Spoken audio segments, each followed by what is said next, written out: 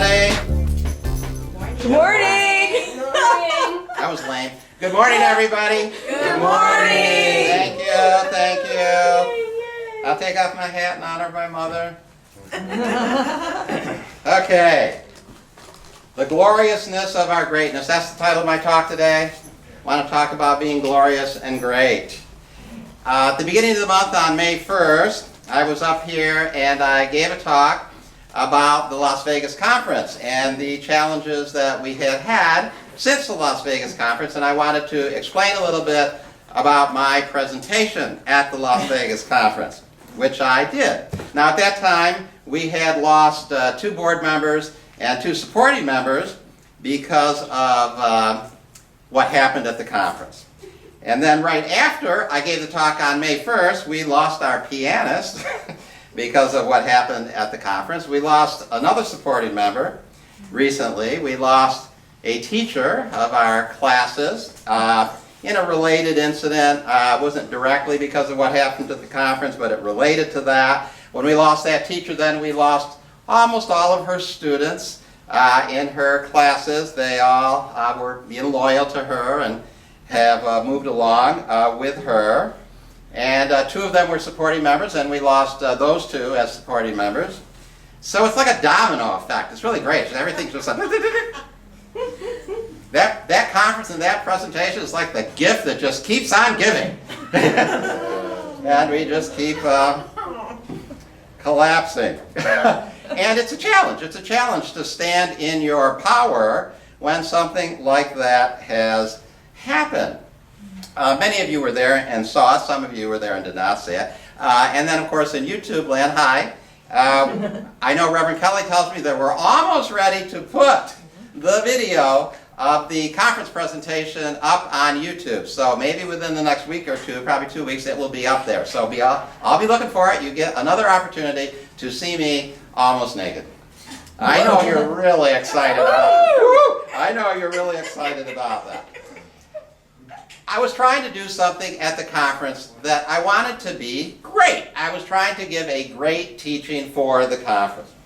And I remember something that Mary Ann Williamson talked about, and I've heard other people talk about, and it is this. You get a lot of support in this world to be good people. You get a lot of support. If you want to do good things, everybody's going to say, that's good. If you want to go on a diet, if you want to lose 10 pounds, if you want to start an exercise program. Let's say you want to go back to school, you want to get a degree, you want to get some sort of certification. You want to work on your addiction, so you join a 12-step program. Things like that. You want to clean your house, you want to get rid of some of your clutter. All of those things are really good things, and everybody will support you in doing that. And you get almost no support, or you get very little support, if you really want to be great.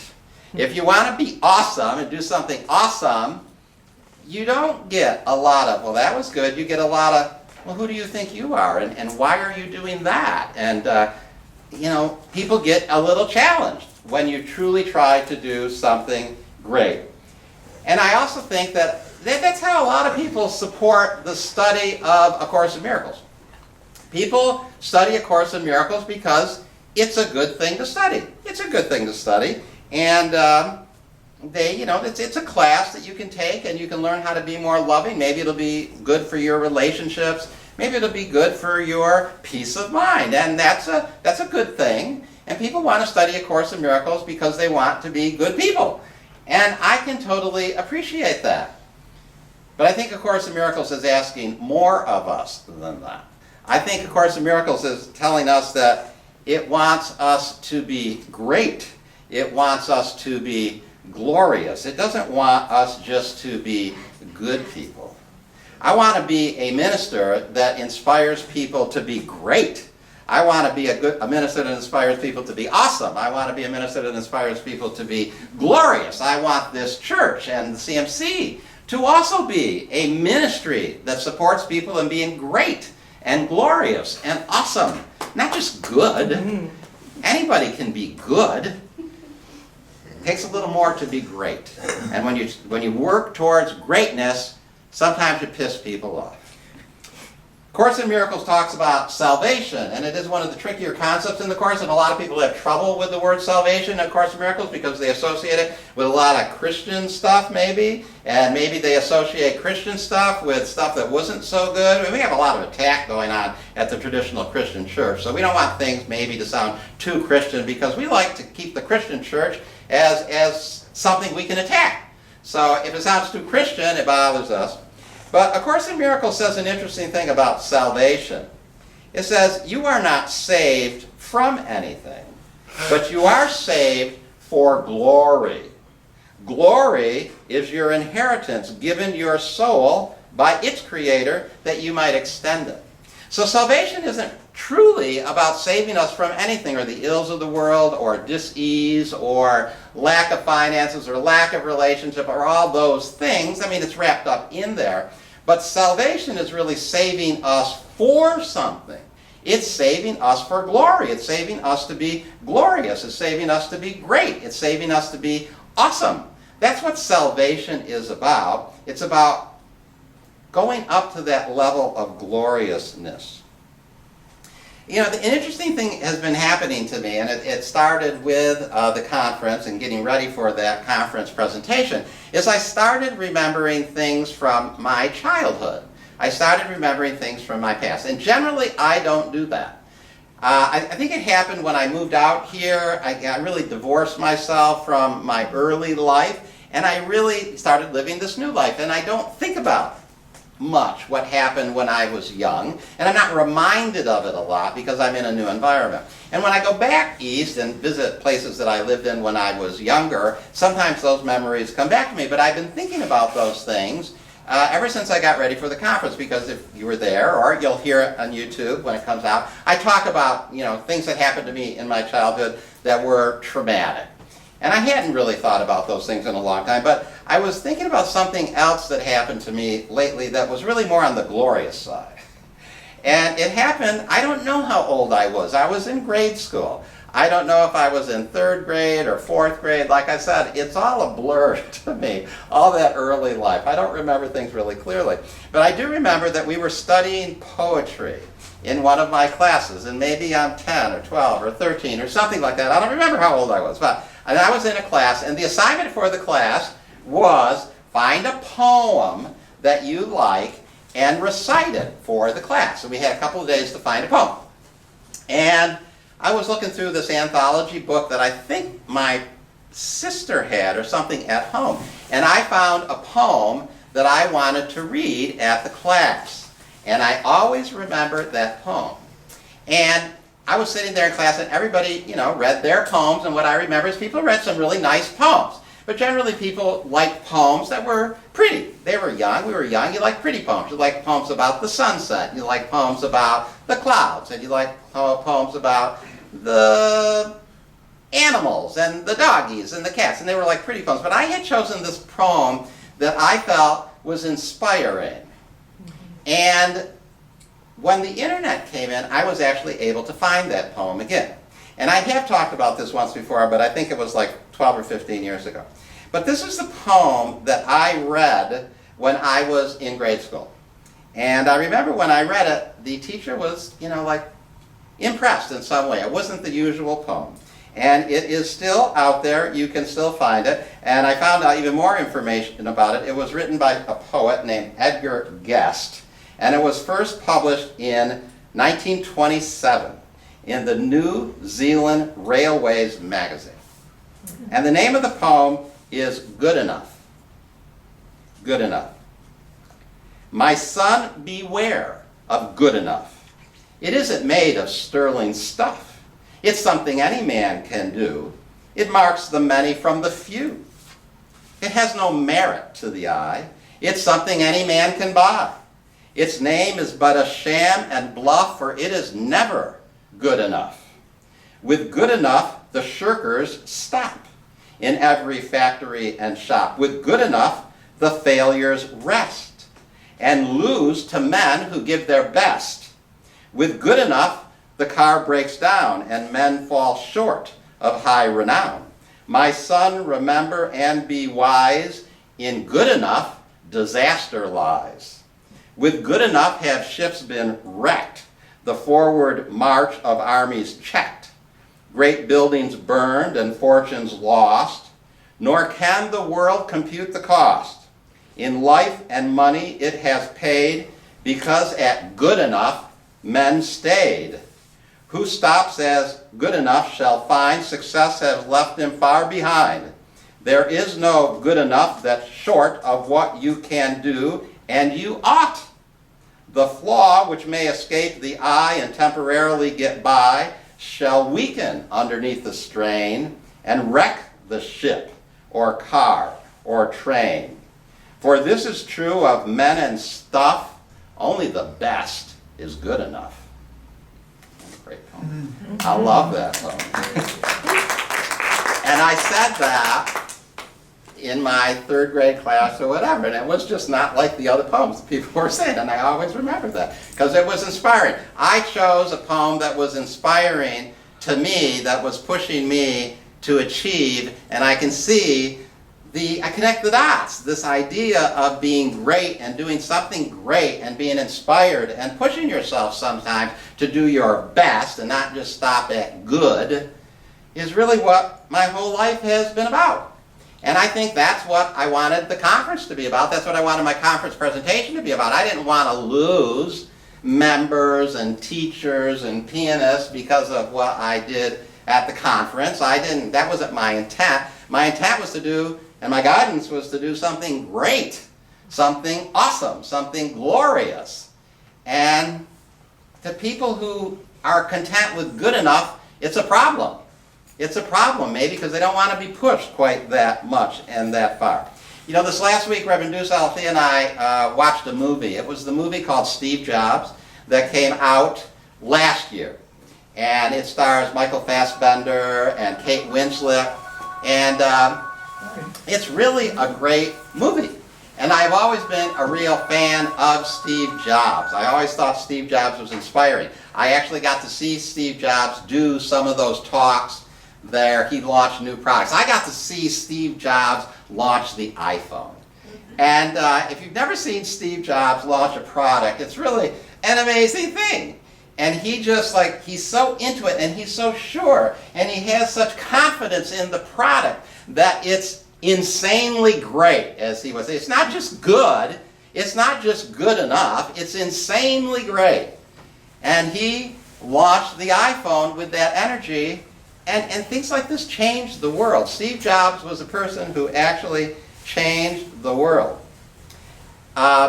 There's this image and this idea that Apple products and Macintoshes and things like that, some people don't want them because they cost a little more than other brands. And they say, well, the other brand is good enough, but it's not the Macintosh, and it's not the iPhone, and it's not maybe the best. I don't want to offend all of you out there who have PCs. I abandoned the PC a long time ago. I got a Mac. I got the iPhone. I've been a Mac person since 1986. I don't want good enough. I want the best. I want to be inspired by other people who want the best. I want to be inspired to do the best. I want to be inspired to do something great, something glorious. I don't just want to give a good talk, especially at a conference. I had one of the board members who I talked with who quit, and he told me, he goes, I just want you to get up there and give a good talk at the conference. I don't want you, hanging dildos from the podium. And by the way, I never hung a dildo from a podium. This is a myth. I hung a vibrator from a podium. And if you need somebody to explain the difference to you between a vibrator and a dildo, please call me and I'll explain the difference to you. But I never hung a dildo from a podium. I got to clear that up. He said, I don't want somebody who hangs a dildo from a podium. I just want somebody, I don't want somebody who appears in drag. He goes, I don't want somebody who takes their clothes off. I just want somebody who gets up there and gives a good talk. And I don't want to just give a good talk. I want to give an awesome talk that changes people's minds and changes the world so that people remember it. The course has taught me, and I think it should teach all of us, that we seek a future different from the past. I seek a future different from the past. And how people deal with that is they think, well, in the past I was upset and depressed, so I seek a future where I'm happier and not depressed. But it means so much more than that. And if you don't get the Course teaching that we're manifesting the world, you will never move to the more than that. We have manifested a past where there was war. We have manifested a past where there was disease. We have manifested a past where there was a difference between men and women seem to, be in conflict, the war between the sexes, which is what's going to go on in the next election. I love it, isn't it?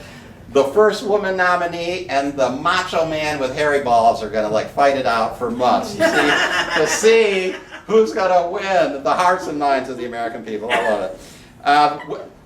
Nobody else but us could have manifested that. We're ready to take that one on. But we seek a future different from the past in amazing ways. We want a world transformed. We want a world where there isn't sickness and death. We want a world that reflects reality, where life is infinite and eternal. And that's when earth and heaven will cease to exist as separate states. In that reading that Reverend Roxy read, it's describing the real world, which is the world that we're all supposed to be manifesting. It's not describing heaven. It's describing what the Course calls the real world. And people skip over this teaching because it's way too challenging, but let me just read to you a little bit about it. Sit quietly and look upon the world you see, which is not the real world, and tell yourself, the real world is not like this. It has no buildings, and there are no streets where people walk alone and separate. There are no stores where people buy an endless list of things they do not need. It is not lit with artificial light, and night comes not upon it. There is no day that darkens and grows dim. There is no loss. Nothing is there but shines and shines forever. That's the future that we're trying to make that's different from the past. We're trying to make a whole different future reality. A reality where there isn't even day and night, where it's just day, light, where there isn't sickness and death. That's the future that we're trying to seek that's different from the past. We're trying to manifest an entirely different world that's such a close reflection to heaven that they cease to exist as separate states, and good people are never going to do that. Awesome, glorious, great people are going to do that. And what I want to inspire is awesome, glorious, and great people, not just good people who want to study something that'll make them a little more peaceful and a little more happy maybe as they steadily march towards the grave. That's just not my energy. The Course says, the body sickens at the bidding of the mind that would become its prisoner, and it grows old and dies because the mind is sick within itself. Learning is all that causes change, and so the body, where no learning can occur, could never change unless the mind preferred the body change in its appearances to suit the purpose given by the mind. For it, the mind, can learn, and there is all change made. So the only reason there's death in the world is because we have death thoughts in our mind. And if we change those death thoughts in our mind, there won't be a reflection of death in the world. That's the different future that's different from the past. That's what we're here to manifest. That's what takes great people. That's what takes great, inspired minds. I was talking about Steve Jobs and Apple computer. And as I said, I just love Steve Jobs. In 1998, after Steve Jobs took over Apple Computer again, and they were introducing the iMac, which was the best-selling computer in history, and it just salvaged the Apple company, which was getting near insolvency. They started an ad campaign. And I'm sure a lot of you will remember this ad campaign. It was called the Think Different campaign. And in the Think Different campaign, they had these black and white images of great people, awesome people, glorious people who by their work and what they did changed the world. And in the ad, in the TV ad, there were little videos of these people. And the people were Albert Einstein, Bob Dylan, Martin Luther King, Richard Branson, John Lennon, Buckminster Fuller, Thomas Edison, Muhammad Ali, Ted Turner, Maria Callas, Mohandas Gandhi, Amelia Earhart, Alfred Hitchcock, Martha Graham, Jim Henson with Kermit the Frog, Frank Lloyd Wright and Pablo Picasso. And they had little videos of those people, and they spent a lot of time figuring out which people to put in these little videos in these black and white photos. And all they would say was, think different, and you have a little apple, all the posters would say. But in the TV ads, there was a voiceover. And the voiceover actually, we found out, was actually recorded twice. Once it was recorded by Steve Jobs himself, but he nixed that and said no to that because he thought it would portray him to be an egomaniac, that somehow he was talking about himself. So they hired the actor Richard Dreyfuss to actually do the voiceover. After Steve Jobs died, the voice of him on this ad went out there and it went viral all over the world because it was amazing to hear Steve Jobs say this, what I'm going to say. But what we heard in 1998 was from Richard Dreyfuss saying it. But I think this describes all of us. It describes what A Course in Miracles is trying to get us to do, because it's talking about greatness that changes the world. Remember, you're getting little videos of all those people that I read while this is going on. And it says this. I know you're all going to know it once you hear it.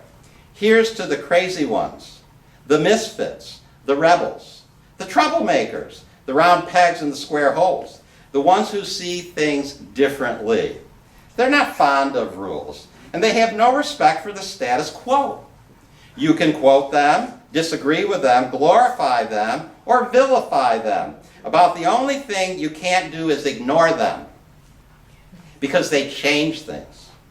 They push the human race forward. And while some may see them as the crazy ones, we see genius.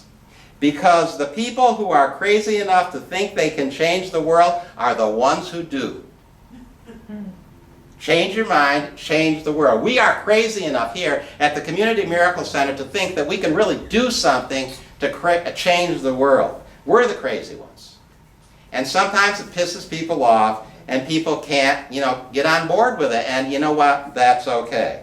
We're not here to be great, good people. We're here to be great and glorious people. We're not here to put on good conferences. We're here to put on insanely great conferences that people remember, that change their minds so that the world changes. And maybe our conferences cost a little more than other people's conferences because it takes a little more money to put on an insanely great conference. We do insanely great classes. You can study A Course in Miracles and take classes, and you can do it for free all over the place, but it costs a little money to take a CMC class because they're not just a good enough class. They're a great class taught by great teachers. They're not good enough. They're glorious, and they're grand, and they're great.